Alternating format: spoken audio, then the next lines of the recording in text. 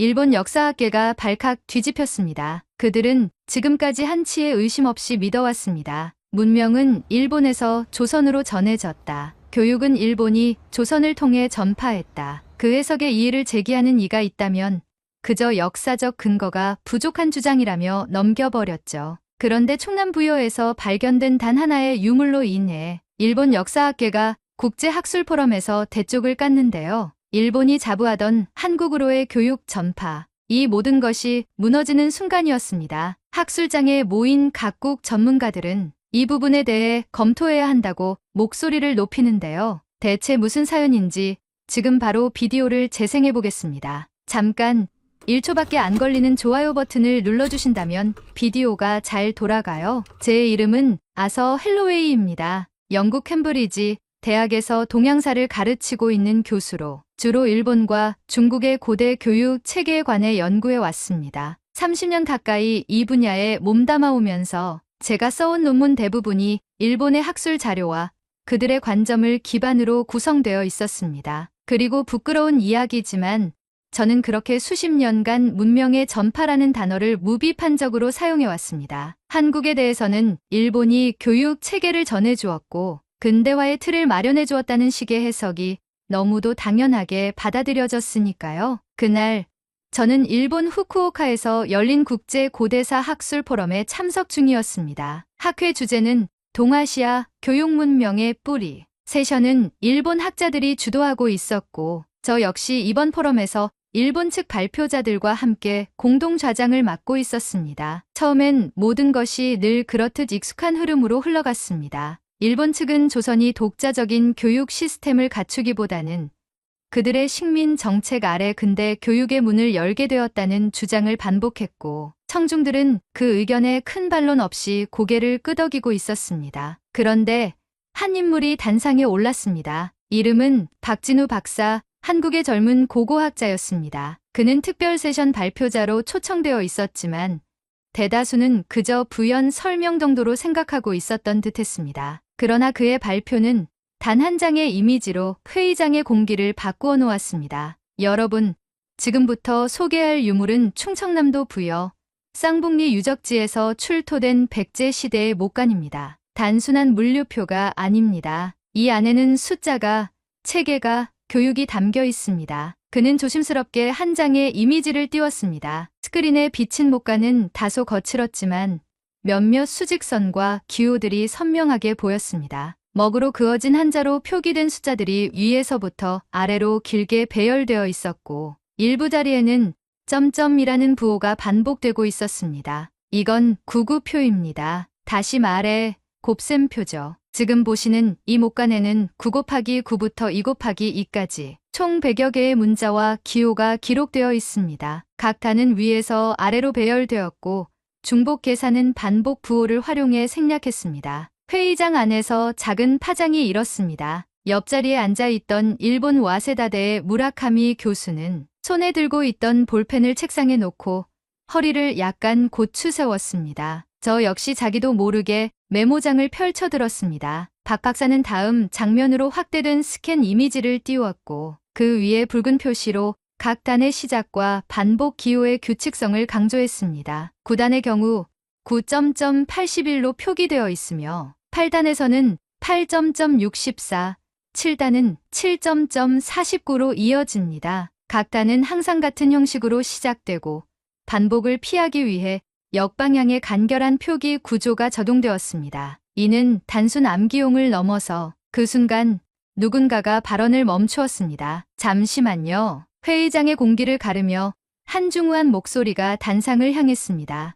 일본 도쿄대의 고서 역사 전문가인 오오시마 다쿠야 교수였습니다. 일본 학계에서도 식민지 시기의 교육 시스템 전파론을 가장 적극적으로 주장해온 인물로 저 역시 수차례 그의 논문을 인용해왔습니다. 박 박사님, 그건 단지 수가 적혀있는 나무 판자에 불과하지 않습니까?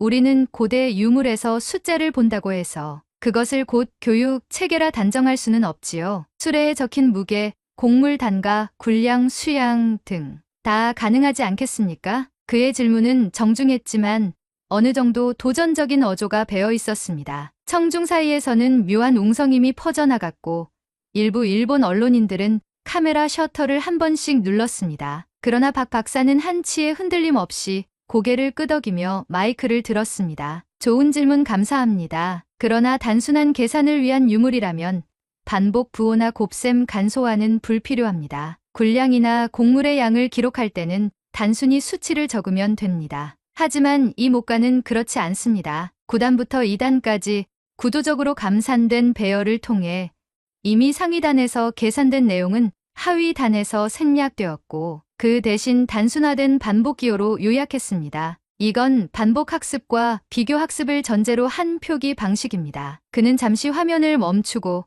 발표를 마무리했습니다. 교육은 단지 전달의 기술이 아니라 구조화된 사고의 증거입니다. 이 목가는 백제시대의 아이들이 구구단을 배우기 위해 사용한 도구였을 가능성이 매우 높습니다. 단순한 나무 조각이 아니라 문자와 숫자를 이해하고 다룰 수 있는 체계적 사고의 흔적입니다. 저는 그 자리에 앉아 있으면서 이상한 기분에 휩싸였습니다. 학문이란 무언가를 증명하기 위한 도구인 줄만 알았습니다. 그런데 지금 제 눈앞에서 한 조각 나무가 수십 년간의 역사 해석을 뒤집고 있었던 겁니다. 그날 밤 호텔방에서 제 논문을 하나씩 펼쳐 다시 읽어보게 된 건 그 때문이었습니다. 한반도 문명은 일본의 영향을 받았다. 한국의 근대 교육 체계는 일제에 의해 도입되었다. 이 모든 문장이 갑자기 허공에 떠 있는 것처럼 느껴졌습니다. 그 순간 머릿속을 맴도는 단 한 문장이 있었습니다. 진실은 항상 기록보다 늦게 온다. 그날 이후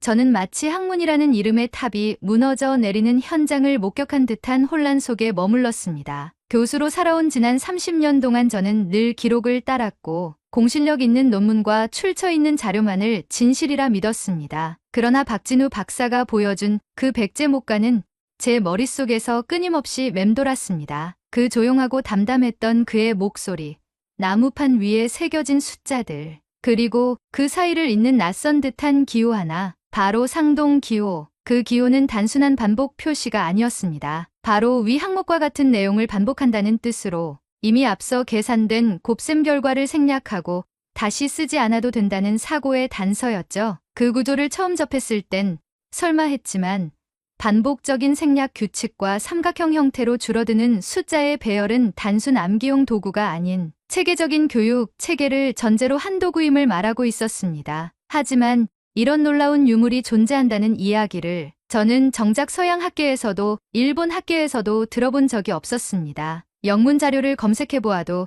초기 곱셈표로 추정되는 유물, 교육적 목적이 가능성으로 언급됨 정도의 짧은 주석만 있을 뿐 구조에 대한 구체적인 분석이나 문화사적 맥락은 전무했습니다. 결국 저는 결심했습니다. 직접 가서 봐야겠다. 보고, 듣고, 만약 가능하다면 말도 걸어야겠다. 그 나무 판자 한 조각이 왜 내 사고를 이렇게 흔들어 놓았는지 확인하고 싶었습니다. 그렇게 어느 봄날 아침, 저는 인천국제공항을 통해 한국에 도착했습니다. 서울에서 하루를 머문 뒤 충청남도 부여로 향하는 고속버스에 몸을 실었습니다. 창밖으로는 낮은 산등성이와 봄 기운이 맴도는 들판이 이어졌고 간간히 보이는 옛 기와지붕과 마을 표지판이 이국적이면서도 어딘가 마음을 편안하게 만들었습니다. 정말 이곳에서 수천 년 전 아이들이 구구단을 배웠을까? 그 물음이 반복될수록 제 마음속에는 이상한 떨림이 피어올랐습니다. 국립부여박물관. 그곳은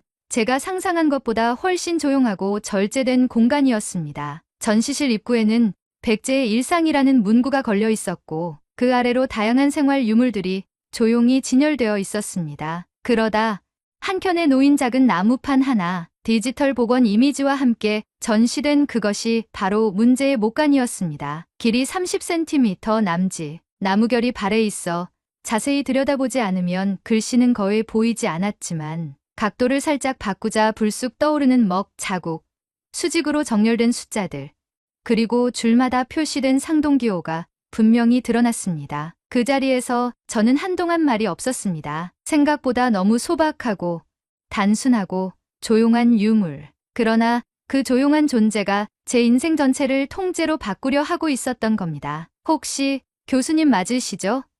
지난 학회에서 뵌 것 같은데 낯익은 목소리였습니다. 고개를 돌리자 박진우 박사가 제 옆에 서 있었습니다. 그는 미소를 지으며 저를 맞이했고 함께 전시관 구석의 자료실로 이동하게 되었습니다. 그곳에는 목간의 3차원 복원도, 적외선 스캔 이미지, 그리고 글자 하나하나의 판독 결과가 정리되어 있었습니다. 그는 한 손으로 디스플레이 장치를 조작하며 말했습니다. 교수님, 여기 6단을 보세요. 6 곱하기 6부터 6 곱하기 2까지만 있고 나머지는 없습니다. 왜냐하면 상위단에서 이미 계산됐기 때문이죠. 그러니까 반복하지 않습니다. 대신 상동기호 하나로 의미를 연결합니다. 이건 단순 암기가 아니라 생략과 요약, 즉 구조를 가르치는 방식입니다. 그 말은 제게 일종의 해방처럼 들렸습니다. 지금껏 저는 백제는 일본의 영향을 받았다. 한국의 교육은 중국의 한자 체계에 종속됐다는 식의 강의를 수없이 해왔습니다. 그 강의 노트에 적힌 문장들이 지금 이곳에서 한 조각 목간 앞에 와서야 흔들리고 있었습니다. 그렇다면 이 목간은 백제의 학문이, 교육이 일본보다 먼저 시작되었다는 걸 말해주는 거겠군요. 그는 고개를 천천히 끄덕였습니다. 교수님, 목간이 발견된 해가 2011년이에요. 하지만 발견되지 않았다고 해서 존재하지 않았던 건 아니죠. 진실은 기록보다 늦게 오지만 결국은 도착하거든요. 저는 그 말을 마음속 깊이 새기며 물었습니다. 진실이 늦게 도착했을 땐 이미 많은 이들이 믿음을 굳힌 다음이라 바꾸기 어렵지 않습니까? 박 박사는 천천히 웃었습니다. 그 믿음을 바꾸는 건 말이 아니라 이렇게 남아있는 증거예요. 교수님이 직접 오셨다는 것만으로도 그 진실이 증명되기 시작한 거고요. 그 순간 저는 깨달았습니다. 역사는 종종 기록의 편의에 따라 쓰이고 해석의 논리에 따라 방향이 정해집니다. 그러나 그 속에서도 살아남은 유물 하나, 손때 묻은 나무판 하나가 그 모든 흐름을 거슬러 올라 진실을 드러낼 수 있다는 것. 그 목간은 숫자가 아니라 시대를 새긴 것이었습니다. 그리고 그 앞에 선 저는 이제야 진짜 과거를 읽는 법을 배우고 있었습니다. 한국에 머문 마지막 날이었습니다. 원래 계획대로라면 그날 오후 김포공항에서 출발하는 비행기를 타고 런던으로 돌아갔어야 했습니다. 하지만 출국 하루 전날 서울대학교 국제대학원 소속의 한 교수님께로부터 뜻밖의 메일이 도착했습니다. 아서 교수님, 혹시 하루 더 체류 가능하신가요? 저희 수업에서 교수님의 한국 방문 이야기를 듣고 싶다는 학생들이 많습니다. 동아시아 고대 교육사라는 강좌인데 짧게라도 직접 말씀 나눠주시면 학생들에게 큰 자극이 될 것 같습니다. 처음엔 망설였습니다. 학회를 마친 뒤에도 줄곧 심란했던 마음은 부여해서 박진우 박사를 만난 뒤 더 깊어졌고 저는 조용히 돌아가 제 자리에서 생각을 정리하고 싶었습니다. 그러나 그 메일을 읽은 뒤 저는 어느새 짐을 하루 더 묶는 쪽으로 다시 정리하고 있었습니다. 지금 내 마음속의 혼란을 누군가와 나눌 수 있다면 바로 그들이 아닐까 그런 생각이 들었던 겁니다. 서울대학교 캠퍼스에 도착한 날 하늘은 연하게 흐렸고 벚꽃보다 먼저 핀 개나리가 강의동 주변을 노랗게 물들이고 있었습니다. 국제대학원 건물로 향하며 저는 숨을 한 번 고르고 강의실로 들어섰습니다. 강의실 안은 생각보다 많은 학생들로 가득 차 있었습니다. 20-30명쯤 되는 청년들이 조용히 앉아 있었고 몇몇은 태블릿을 준비하고 있었습니다. 제 모습이 익숙하지 않은 듯 호기심 어린 눈들이 일제히 이방인인 저를 향했습니다. 제가 노트북을 켜고 슬라이드를 띄우자 학생들의 눈빛이 조금씩 집중되기 시작했습니다. 파워포인트 첫 화면에는 제가 부여 박물관에서 직접 촬영한 백제 구구단 목간의 사진이 떠 있었습니다. 박진우 박사에게 특별히 허락을 받은 이미지였습니다. 나는 그 이미지 위를 손가락으로 짚으며 말을 시작했습니다. 여러분, 이 유물은 충청남도 부여에서 발견된 백제 시대의 목간입니다. 길이 30cm 남짓한 소나무 판재, 그 위에 먹으로 9단부터 2단까지의 곱셈표가 적혀 있습니다. 보시는 것처럼 각 단에 반복되는 항목은 점점, 즉 상동기호로 생략되어 있습니다. 이는 단순한 암기용 도구가 아니라 계산의 효율을 가르치려는 구조적 교육 체계의 흔적입니다. 학생들 사이에서 조용한 탄성이 흘렀고 몇몇은 고개를 끄덕이며 빠르게 필기를 시작했습니다. 누군가는 목간 이미지가 떴을 때 이게 뭐지? 하는 눈빛이었지만 제가 상동기호의 의미를 설명하자마자 시선들이 달라졌습니다. 사실 저도 이 유물을 안 지는 얼마 되지 않았습니다. 몇 주 전 일본 후쿠오카에서 열린 고대사 국제학회에서 처음 발표를 들었고 이후 직접 한국에 와서 현장을 보고 전문가와 대화를 나눴습니다. 그리고 제 생각이 완전히 바뀌었습니다. 그 말을 하면서 저는 숨이 조금 막혔습니다. 그날 밤 호텔에서 저 자신을 부끄러워하며 논문을 다시 펼쳤던 순간이 떠올랐습니다. 그 전까지 저는 백제는 일본으로부터 문명을 전달받았다는 시각을 자연스럽게 수용하고 있었습니다. 수많은 문서, 연구 논문, 일본 학자들과의 교류 속에서 그렇게 배워왔기 때문입니다. 그러나 이목관 하나가 그 모든 것을 바꾸었습니다. 그때 강의실 오른쪽 끝자락에서 한 여학생이 조심스럽게 손을 들었습니다. 교수님, 질문 드려도 될까요? 물론입니다. 교수님 말씀 정말 인상 깊게 들었습니다. 그런데 왜 일본은 이런 유물을 인정하지 않으려 할까요? 왜 이런 내용은 정규 역사 교육에서 알려지지 않는 걸까요? 그녀의 질문은 단순했지만 너무도 정확했습니다. 그 질문 하나가 제가 지난 수십 년간 침묵하며 지나쳤던 학문적 회피를 정면으로 건드린 셈이었습니다. 제가 인용한 수많은 일본 논문 속엔 늘 빠져 있었던 한국의 독자성, 고대 교육 구조, 사고의 독립성, 그 모든 것은 왜 당연하게 지워졌을까요? 저는 강의실 앞에서 잠시 말을 멈췄습니다. 학생들 모두가 제 대답을 기다리고 있었고 저 자신도 제게 묻고 있었습니다. 너는 왜 지금까지 침묵했느냐고. 좋은 질문 감사합니다. 왜냐고요? 진실은 때로 불편합니다. 역사를 쓰는 사람에게 진실은 기존의 자부심과 권위를 흔드는 위험한 것이 될 수도 있죠. 그러나 진실은 늦게 도착하더라도 결국엔 도착합니다. 그리고 우리가 그 진실을 마주했을 때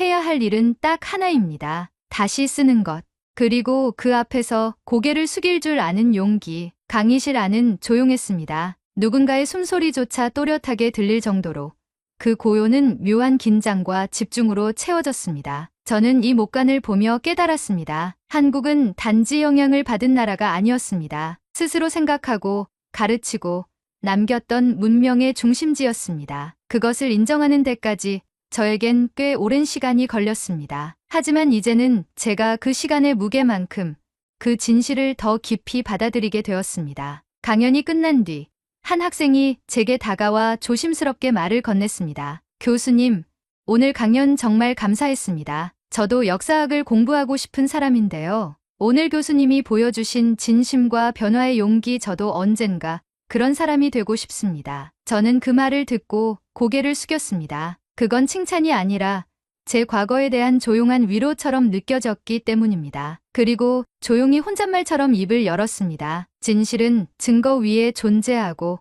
역사는 거짓말하지 않습니다. 그리고 때로 역사는 학생이 아닌 교수를 변화시킵니다. 런던으로 돌아온 지 며칠 후 저는 다시 케임브리지 강의동에 서 있었습니다. 하지만 이번에는 정기 수업이 아니라 매년 개최되는 국제학술 포럼의 특별 세션 발표자로 초청된 자리였습니다. 이번 포럼의 주제는 문자와 문명, 기억, 기록, 그리고 권력이었고 세계 각국의 언어학자, 교육사학자, 고문서 전문가들이 모여 고대 문명의 문자 구조와 교육 시스템을 논의하는 자리였습니다. 제가 맡은 세션은 동아시아 고대 교육 구조와 인식의 전환, 주제만큼이나 무게가 있었고 발표를 앞둔 제 마음도 어느 때보다 무거웠습니다. 단상에 서서 처음 띄운 슬라이드는 예상 외의 이미지였습니다. 한 장의 오래된 목간 사진, 제가 직접 부여해서 촬영한 고해상도 복원 이미지였습니다. 이 유물은 백제시대, 지금의 대한민국 충청남도 부여에서 출토된 목간입니다. 약 1500년 전의 것으로 추정되며 9단부터 2단까지의 곱셈식이 기록되어 있습니다. 특이한 점은 반복되는 항목이 단순 나열이 아니라 상동기호로 생략되어 있다는 점입니다. 청중석의 몇몇 학자들이 눈을 크게 떴고 일부는 속삭이기 시작했습니다. 저는 차분히 말을 이었습니다. 상동기호는 위와 같다는 뜻으로 이미 앞서 언급된 계산을 반복하지 않고 생략하는 방식입니다. 이는 단순한 계산 훈련이 아닌 구조적 사고를 유도하는 교육 방식의 일부로 해석될 수 있습니다. 이 목간이 단지 곱셈표가 아니라 사고의 구조를 전달하기 위한 도구라는 점에서 우리는 백제라는 고대 국가의 교육 수준을 재평가할 필요가 있습니다. 슬라이드를 넘기자 목간의 구조를 설명하는 도해와 상동기호가 반복된 부분이 확대되어 나타났습니다. 9 곱하기 9부터 2 곱하기 2까지 내려가며 반복되는 부분은 생략되고 중요한 항목만 구조적으로 나열된 모습. 그 구성은 마치 현대 수학 교과서에서 사용되는 패턴 정리 방식과도 유사했습니다. 그때 청중석 앞줄에 앉아있던 한 일본인 학자가 손을 들었습니다. 도쿄대학교 문명기록학과의 이시카와 교수였습니다. 그는 마이크를 받아들고 조용히 말했습니다. 교수님, 목간의 내용이 사실이라면 이는 기존의 일본 중심 고대 교육사 해석을 다시 봐야 할 수도 있습니다. 하지만 백제에 대한 기록 자체가 부족한 상황에서 이 하나의 유물로 전체 교육체계를 논하는 것은 다소 비약 아닐까요? 예상된 질문이었습니다. 하지만 저는 오늘만큼은 흔들리고 싶지 않았습니다. 맞습니다. 기록은 부족할 수 있습니다. 그러나 유물은 존재합니다. 그리고 그 유물이 말하는 방식은 우리에게 단지 계산식이 아니라 그 시대 사람들이 사고했던 방식의 실체를 보여주는 것입니다. 저는 준비해온 마지막 슬라이드를 띄웠습니다. 기억은 조작될 수 있어도 유물은 거짓말하지 않는다. 그 문장이 스크린 위에 뜨자 회의장 안은 정적에 가까운 조용함으로 바뀌었습니다. 저는 이 목간을 부여해서 처음 마주했을 때 그저 한 조각 나무라 여겼습니다. 하지만 그 나무판이 제 생각을, 연구를, 심지어 제 정체성까지 흔들었습니다. 역사란 그렇게 작은 증거 하나로도 우리가 믿어온 것들을 다시 써야 할 만큼 깊은 것입니다. 잠시 후 박수가 터져 나왔습니다. 그것은 통쾌하거나 웅장하지는 않았지만 무겁고 조심스러운 동의의 박수였습니다. 그날 저녁 제 강연은 소문이 일파만파 커져갔고 며칠 새 학계에서 조용한 반향이 일기 시작했습니다. 일본의 한 대학은 자국 내 백제 유물 관련 고문서 해석의 필요성을 제기했고 한국 측 고고학회에서도 국제공동연구를 제안한다는 보도가 이어졌습니다. 며칠 후 수업을 마치고 혼자 연구실에 앉아 있을 때 학생이 제게 했던 질문이 다시 떠올랐습니다. 왜 일본은 이 유물을 인정하지 않으려 할까요? 그 질문 앞에서 저는 회피하거나 이론으로 덮지 않고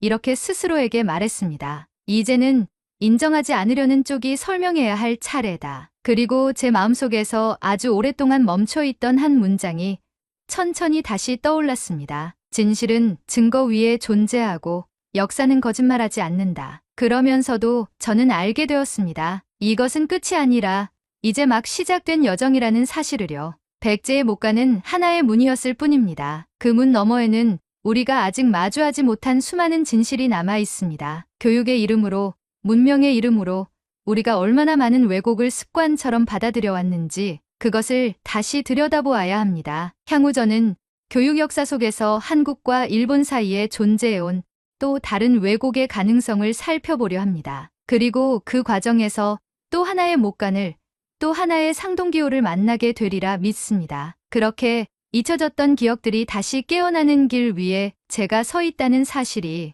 이제는 부끄럽지 않게 느껴집니다. 오늘의 사연은 여기까지입니다. 오늘 사연에 대한 여러분의 생각을 댓글로 남겨 감동 비디오의 마지막을 장식해주세요. 그리고 오늘의 비디오가 공감이 되신다면 구독, 좋아요 한 번씩 부탁드리겠습니다. 여러분의 댓글 하나하나가 영상을 제작하는데 큰 힘이 됩니다. 다음엔 더 흥미로운 사연으로 여러분을 찾아뵙겠습니다. 시청해주셔서 감사합니다.